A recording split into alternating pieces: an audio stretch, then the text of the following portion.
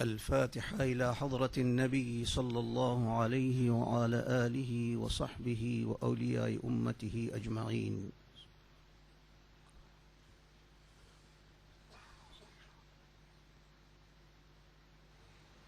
بسم الله الرحمن الرحيم. رب اشرح لي صدري ويسر لي أمري واحلل عقدة من لساني يفقه قولي. لا حول ولا قوة إلا بالله العلي العظيم. وصل اللهم على سيدنا وحبيبنا ومولانا محمد سيد الدنيا والدين وآله وأصحابه أجمعين والحمد لله رب العالمين. بسم الله الرحمن الرحيم. الحمد لله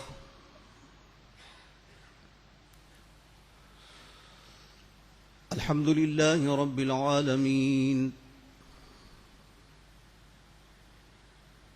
والصلاة والسلام على أشرف الأنبياء وسيد المرسلين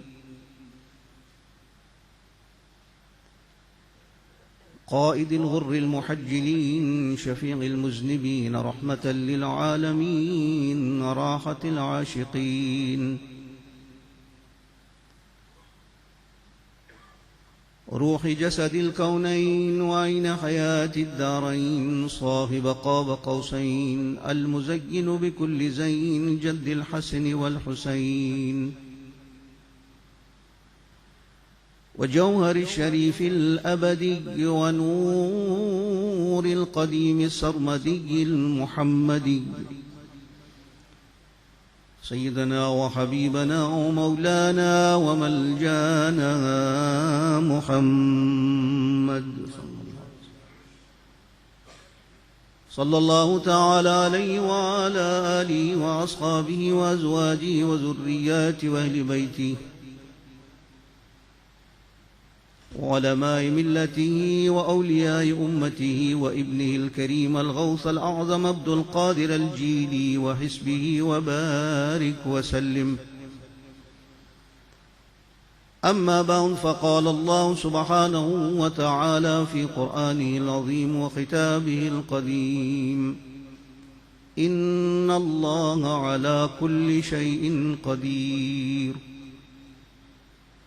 ويقول الله سبحانه وتعالى في شان حبيبه المبارك: إن الله وملائكته يصلون على النبي يا أيها الذين آمنوا صلوا عليه وسلموا تسليما.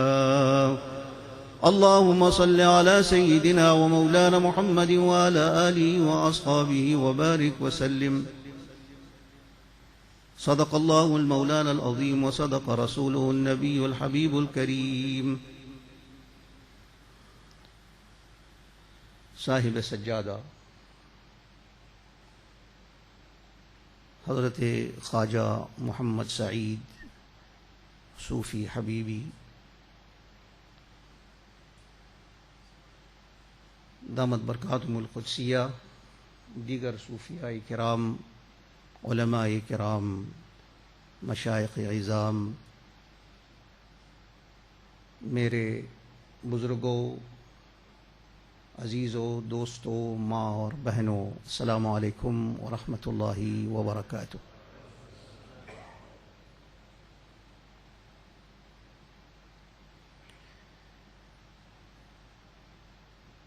I feel it very inadequate to address you in the presence of a fountain of knowledge and a wali of Allah.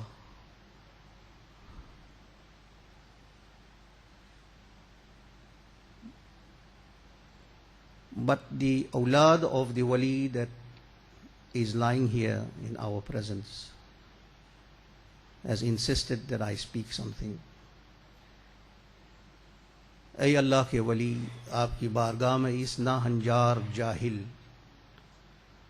ان پڑھ کچھ عرض کرنے کی جرأت کرتا ہے۔ خواجگان کے صدقے میں آپ میرے دل پر توجہ فرمائے تو انشاءاللہ تعالی कुछ अर्ज करने की जसारत करूंगा।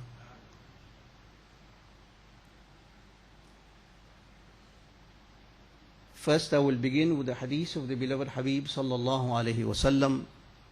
हुजूर ने सहाबा इकराम से फरमाया,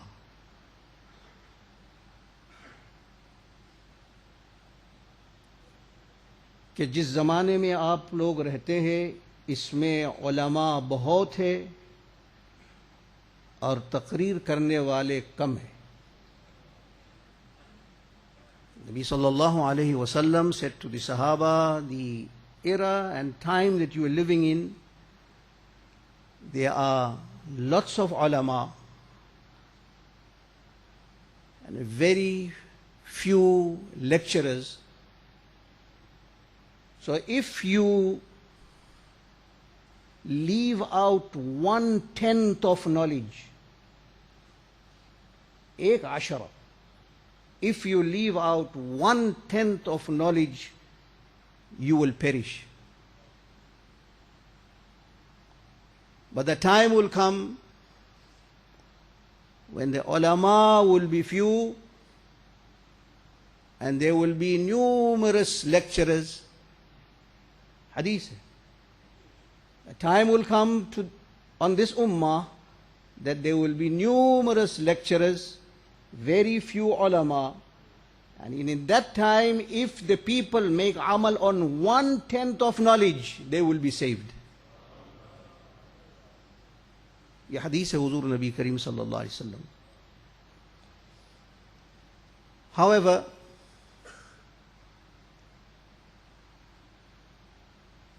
it is stated, अभी खुल जाऊं तो सब राज़े हकीकत खुल जाए. अभी खुल जाऊं तो सब राज़े हकीकत खुल जाए. नाम आए हुब्बे हकीकी का लिफाफा हूं मैं. क्या मलक एंजल्स, क्या मलक मेरी हकीकत को समझे अलवी. क्या मलक मेरी हकीकत को समझे अलवी. उनका उस्ताज न समझा वो मुअम्मा हूं मैं. दीवाने की नजरों को जहां देख रहा है,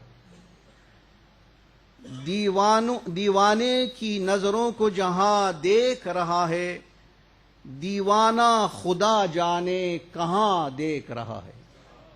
I have chosen the ayah, Inna Allah ala kulli shay'in qadir. It is a very famous ayah, and Allah subhanahu wa ta'ala declares that He has the power to do as He ordains. This is a fundamental article of faith and belief. Allah जो चाहे, जो भी उसकी मशीयत है वो कर सकता है. We are living in a time that most of our souls are in a state of slumber, in a state of ghafla. Why I say this is that if the mind or if the soul cannot focus himself to Allah subhanahu wa ta'ala, then he is in a state of slumber.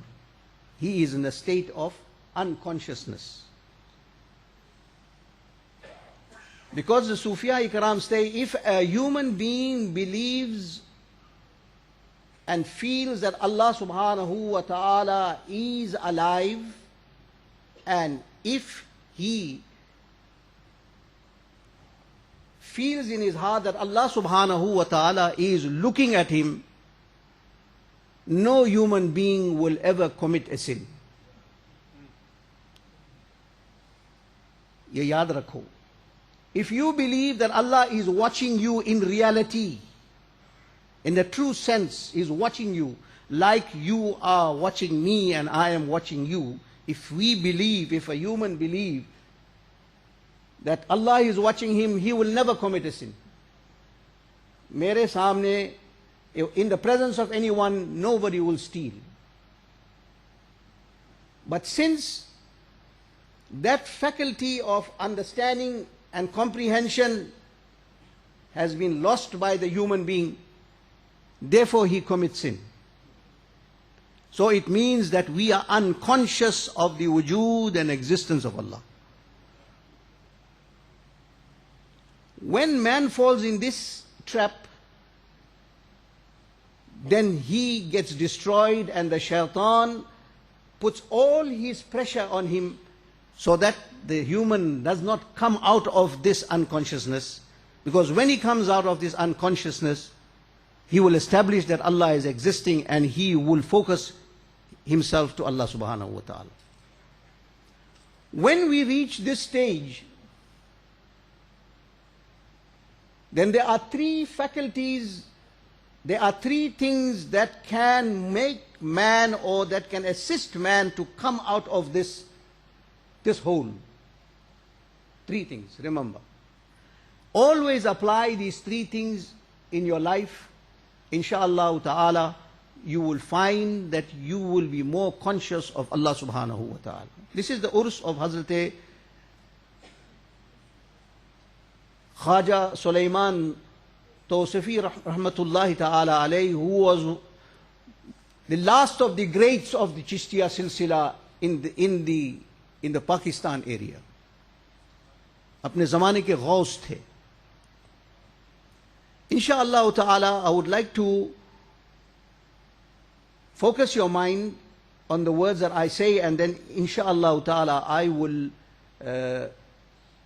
end and conclude this small talk on the life and work of Hazrat Sayyidina Khaja Sulaiman Tawsifi rahmatullahi ta'ala alayhi. When you go in this unconsciousness, there are three things. One is known as waham. Waham is a comparative opinion. I am giving you the dynamics of a human being and some clause of the constitution of a human being. इससे गौर से सुनिए. Waham is a comparative opinion of anything. Waham. And in crude language, you can always translate this as whims or fancies. But there is a specific reason why I translated this as comparative opinion. The second thing is aql, which we can translate as intellect. And the third thing is farmane ilahi, the divine command of Allah subhanahu wa ta'ala. The knowledgeable ulama ने इस वहम की तारीफ यूं की, they say it is mudrake juz'iyat. Don't get worried about all these very tough words. I just quote it to you and then I will translate it for you. Mudrike juz'iyat is comprehensive details about anything. Anything, comprehensive detail. And then when somebody looks at a thing, for example, if you look at an animal, you look at a lion. You see the lion chases its prey and it's got big claws, it grabs onto the prey, drops it, and it has big teeth, it tears the flesh of the lion, of the prey, and it eats it. Now Waham will tell you, in the light of a comparative opinion, that anything that has got claws and has got big teeth will grab onto its object, on its prey, and it will tear it. So when you see this again, then immediately the mind, the Waham will tell you that it is a lion, or it is a lion of its kind, an animal that is an animal of prey. This is what it tells the mind. So therefore I have translated Waham as